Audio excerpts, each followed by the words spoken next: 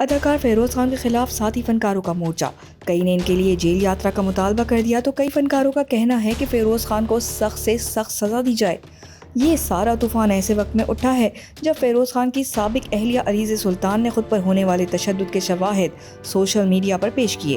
فیروز خان نے جواب میں یہی کہا کہ وہ سوشل میڈیا پر زیر گردش بے بنیاد جھوٹے بدنیتی پر مبنی الزامات کی تردید کرتے ہیں۔ ان الزامات کی حقیقت میں کوئی حیثیت نہیں، وہ ان الزامات سے متعلق اپنی قانونی ٹیم کے ساتھ رابطے میں ہیں۔ بہرحال ان کی اس بات پر کوئی یقین کرنے کو تیار نہیں۔ کچھ ساتھی فنکاروں کا غصہ تو ساتویں آسمان پر ہے۔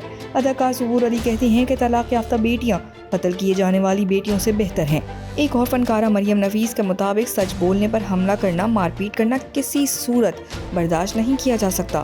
عثمان خالد بٹ نے علیزہ سلطان کو مضبوط اور بہادر خاتون قرار دیا جنہیں انصاف دینے کی انہوں نے مانگ بھی کی۔